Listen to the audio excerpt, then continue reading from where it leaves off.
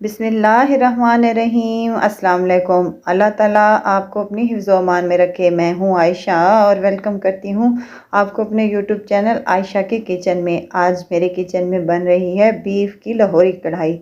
बहुत ही कम मिसालों से ये तैयार होती है और बहुत ही मज़े की लगती है। तो चलते हैं किचन में और बनाते हैं ये रेसिपी। यहाँ पर मैंने एक प्रेशर कुकर ले लिया था। आप चाहें तो कढ़ाई में भी बना सकते हैं, वहाँ टाइम ज़्यादा लगेगा। 1 कप ऑयल ले लिया है हमने। ऑयल गर्म हो जाए तो 1 चम्मच अदरक लहसुन का पेस्ट शामिल कर दें और इसको उस वक्त तक फ्राई करें जब तक इसकी कच्चापन दूर नहीं हो जाता और एक प्यारी सी महक आना शुरू हो जाए। तो हम इसमें बीफ शामिल कर देंगे। बीफ का गोश्त मैंने यहाँ पर लिया है, तकरीबन आधा किलो के करीब है। ये हड्डी वाला गोश्त है। हड्डी वाला गोश्त से ये बहुत ही मज़े की बनती है, वैसे बोनलेस से भी ये तैयार हो जाती है। ये शामिल कर देंगे गोश्त और इसको उस वक्त तक फ्राई करेंगे जब तक गोश्त का कलर चेंज नहीं हो जाता और उसमें से जो ख़ास एक स्मेल होती है गोश्त की वो भी दूर हो जाएगी। 5 से 7 मिनट तक हमने इसको फ्राई कर लेना है। आधा चम्मच मैंने नमक इस्तेमाल किया है यहाँ पर। आप अपने टेस्ट के मुताबिक कम या ज़्यादा कर सकती हैं। बीफ यहाँ अच्छी तरीके से फ्राई हो चुकी है। अब यहाँ पर 2 ले लिए हमने मीडियम साइज़ की प्याज और इसको रफ से काट कर इसमें शामिल कर देने हैं। प्याज़ों को उस वक्त तक फ्राई कर लें जब तक ये सॉफ्ट हो जाए और इनका प्याज़ों का कच्चापन भी दूर हो जाए। 2 से 3 मिनट तक फ्राई करने के बाद हम 1 गिलास इसमें पानी शामिल कर देंगे। बस जी कवर लगा देंगे और इसमें हमने कोई मिर्च कोई मसाला नहीं डाला, बल्कि इसको सिर्फ नमक के साथ ही पका लेंगे। प्रेशर का कुकर ढक्कन लगा दिया है और इसको 2 से 3 वेट आने तक इसको हम पका लेंगे। तकरीबन 15 मिनट लगेंगे हमें इसको गलाने में। माशाल्लाह से हमारा बीफ का गोश्त अच्छे से गल चुका है और पानी भी तकरीबन खुश्क हो चुका है। अब हमने इसको कढ़ाई में कन्वर्ट कर लिया है। अगर आपके पास लोहे की कढ़ाई हो तो उसमें बहुत ही मज़े का ये बनता है। मेरे पास अवेलेबल नहीं थी तो मैंने इसलिए इसी कढ़ाई में ही इसको बना लिया है।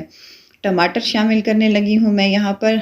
हाफ से कट करके इसको शामिल कर देने हैं और 5 मिनट तक इसको हमने ढक कर रख देने हैं ताकि ये अच्छे से सॉफ्ट हो जाएं और इनका ऊपर से हम छिलका रिमूव कर। तमाम टमाटरों का छिलका हमने यहाँ पर उतार लेना है। ये बहुत अच्छे से सॉफ्ट हो चुके हैं।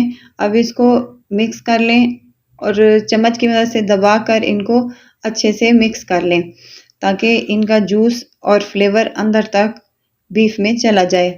2 से 3 मिनट तक इसको फ्राई कर लें ताकि इसका जो पानी है वो भी रिमूव हो जाए और अच्छे से हमारे टमाटर इसमें सॉफ्ट हो जाएं। 2 से 3 मिनट के बाद हमने यहाँ पर 2 से 3 हरी मिर्चें ली हैं, उनको बारीक सा काट कर ये भी इसमें शामिल कर दें। ऑयल और नमक हमने पहले ही इसमें शामिल कर दिया था। अगर आपको नमक की मिकदार कम लगे तो आप इसमें और ऐड कर सकती हैं। 1 कप दही ले लिया है हमने यहाँ पर, ये भी इसमें शामिल कर दें। कुछ मिसालें हैं जो हम यहाँ पर शामिल करने लगे हैं। सफ़ेद ज़ीरा है कूटा हुआ, आधा चम्मच के करीब काली मिर्च है कुटी हुई, ये भी 1 चम्मच के करीब इसमें शामिल कर देने हैं। धनिया है मेरे पास, ये भी कुटा हुआ है, ये भी इसमें शामिल कर दें। कुटा हुआ सब तमाम चीज़ें कुटी हुई होनी चाहिए, पिसी हुई नहीं होनी चाहिए। इसको मिक्स कर लें और 5 से 7 मिनट तक इसको अच्छी तरह से भून लें ताकि ऑयल भी ऊपर आ जाए और हमारा बीफ जो है अच्छे से भून जाए और मज़ेदार सा हमारा सालन तैयार हो जाए। माशाल्लाह से 5 मिनट के बाद इसका ऑयल काफ़ी ऊपर आ चुका है और ये अच्छे से भून चुका है और देखें माशाल्लाह से ग्रेवी भी बहुत मज़े की बन रही है। बस जी इतना ही हमें चाहिए। अगर आपको ज़्यादा भुना हुआ चाहिए तो 2 से 3 मिनट तक मज़ीद इसको भून लें। बस जी मुझे ऐसे ही चाहिए। मैंने इसकी फ्लेम बंद कर दी है। आधा चम्मच के करीब इसमें गरम मसाले का पाउडर शामिल कर दूंगी और कवर लगा दूंगी मिक्स करके और इसको दम पर हम 5 से 10 मिनट तक छोड़ देंगे। 5 से 10 मिनट के बाद हमने इसका दम खोला है तो ये माशाल्लाह से बहुत ही मज़ेदार और जूसी सी हमारी ये तैयार हुई है। अगर आपको मेरी वीडियो यहाँ पर अच्छी लग रही है तो लाइक करें, सब्सक्राइब करें और साथ में बेल आइकन के बटन को भी प्रेस कर दिया करें ताकि मेरी हर नई आने वाली वीडियो आप तक पहुँचती रहे। माशाल्लाह से हमारा लाहौरी कढ़ाई तैयार है।